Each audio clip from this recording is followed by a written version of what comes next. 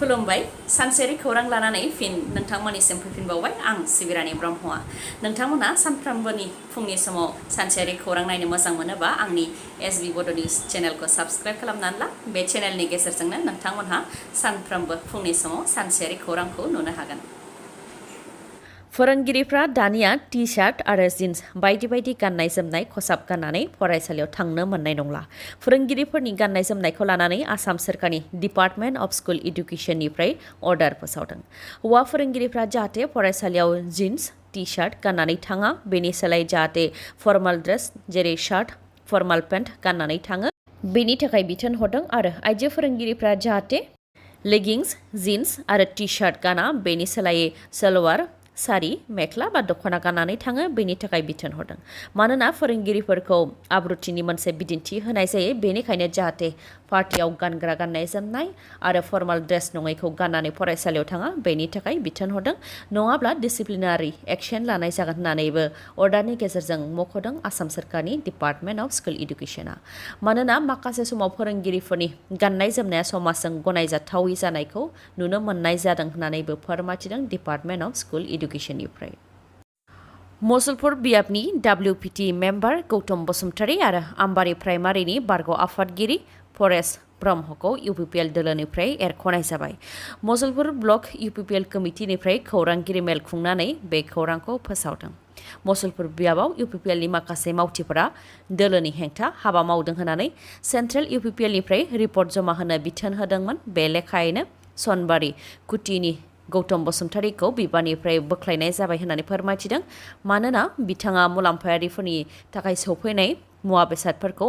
दोलोजों सावरायालासे गावनो रां कालेक्शन खालामनानै अदेबानि रां बुथुमनानै मुलाम्फायारिफोरनो राननानै होयोमोन होननानै फोरमायथिदों गुबुन फारसेथिं परेश ब्रह्म जाय आम्बारि प्राइमारिनि बारग' आफादगिरि बिथाङा मसलपुरनि राकेश ब्रह्मनि हेंथा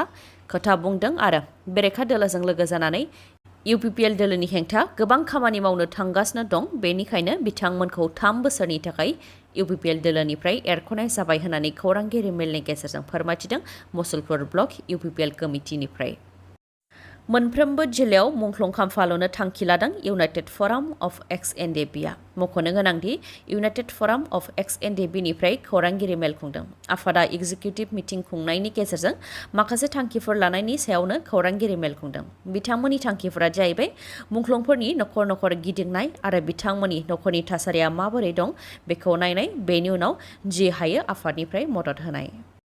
जायनाखि सेन्ट्रेलाइज्ड मुंख्लं खाम्फा लुनायनि खोथा दंमोन नाथाय बिटिआर सोरखारा दासिमबो बेनि सायाव जेबो फोरमायाखै खामानिया बेसेबां आगान बारायखो बबे जायगायाव हा एलटमेन्ट खालामदों बेनि सायाव जेबो फोरमायथियाखै बेनिखायनो मोनफ्रोमबो जिल्लायाव मुंख्लं खाम्फा लुनो थांखि लादों बेनि अनगायैबो जायनाखि इउनाइटेड फराम अफ एक्स-एन-डि-बिनि डिस्ट्रिक्ट कमिटिखौ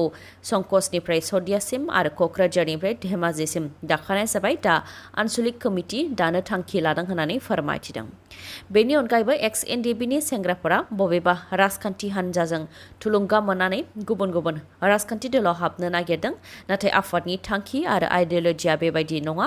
जोंनि आफादा रावबो आफाद राजखान्थि दोलो हारि धोरोम बेफोरनि बेरेखा नङा बेनिखायनो राजखान्थि दोलाव जाहाथे हाबा बेनि थाखायबो खावलायहरदों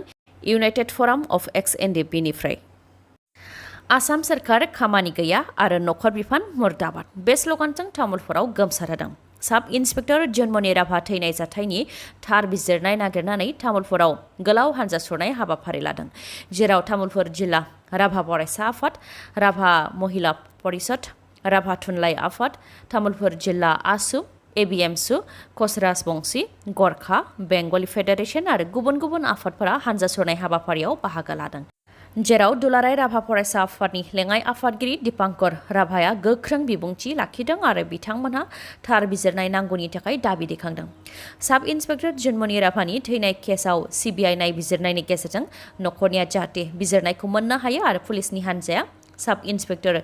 जन्मनि राभा थैनायनि माखासे सम उनाव नखरनिफ्राय जि रां लानानै फैदोंमोन बेखौ जाहाथे नखरनि सुबुंफोरनो गथायनानै हरफिनो बेनि थाखाय दाबि दैखांदों बेनि अनगायैबो जन्मनि राभानि जिउ गोमानायनि थाखाय सरकारा जाहाथे खमैबो 10 लाख रां कम्पेनसेसन होयो बेनि थाखायबो दाबि दैखांदों लोगोसे बुंथिबावदों दि साब इन्सपेक्टर जन्मनि थैनाय केसखौ लानानै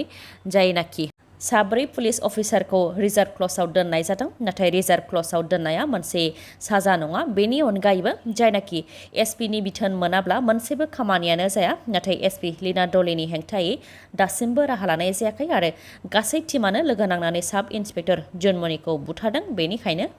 एसपि लीना डलेनि सायावबो सिबिआइ नायबिजिरनाय जानांगौ होननानै दाबि खालामदों बिथांमोनहा मानोना जाथाय जानायनि सिगां एसपि लीना डलेआनो मोनाबिलियाव साब इन्सपेक्टर जन्मनि राभाखौ फन हरनानै लेंहरदोंमोन बेनि अनगायैबो एसपि लीना डलेनि दैदेननायावनो साब इन्सपेक्टर जन्मनिनि न'आव सिग्रोम हैनाय जादोंमोन बेफोरनि सायाव एसपिआ फिननाय होआलासे ओरैनो खारग'नो मोननाय नङा होननानैबो खुद्रिदों बिथांमोनहा आरो थार बिजिरनाय मोनाब्ला गासै आसामावनो बेनिख्रुइ गोख्रोंसिन सोमावसारनाय हाबाफारि लालांगोन होननानैबो फोरमायथिदों आरो बेफोर गासैबो आसामनि नखर बिफाननि फेलें मानोना नखर बिफाननि सिङाव थानाय साब इन्सपेक्टरखौनो रैखाथि होनो हायाबा आसामनि रायजो राजाखौ माबोरै रैखाथि होगोन होननानैबो खुद्रिदों सोमावसारनाय बिथांमोनहा गासै बर' माहारिनि थाखाय गोजोनथाव आरो गोग्गाथाव खौरां मानोना आसाम आयेन आफादनि सेक्रेटारियेटआ बर' राव फोरोंनायनि थांखि लादों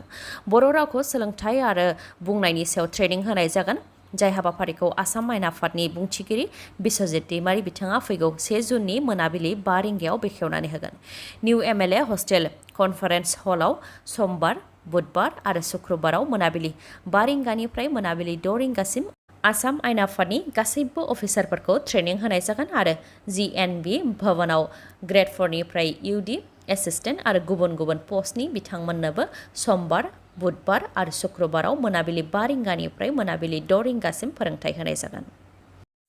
गसाइगाव पुलिसा बोलेरो पिकआप गारिजों लाबोनाय माजिद' अमा हमदों सिं लामाजों लाबोदोंमोनब्लाबो रायजो राजाफ्रानो हमनानै गसाइगाव पुलिसनो गथायनानै होदों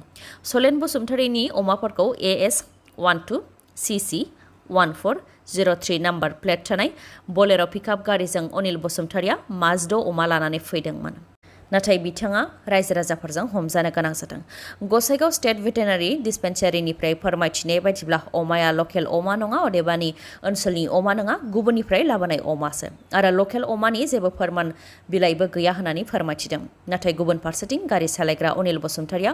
हमजानाय अमाफोरा ओनसोलनिनो अमा आरो ओनसोलनिनो दावागुरिनिफ्राय लानानै फैदों होननानै फोरमायथिदों हमनो मोननाय माजिद' अमानि बेसेना गासै 2,50,000 रांसो जागोन होननानै फोरमायथिदों गसाइगाव भेटेनारि डिस्पेन्सारिनिफ्राय रायजोआव आयेन बेरेखा नंखाय सनानि फालांगि खालामनाय आरो नंखाय रां बिलाइ फालांगि खालामनायखौ 30 साननि गेजेरावनो गैया खालामनो थांखि लादों आसामनि DGP जिपि सिं बिथाङा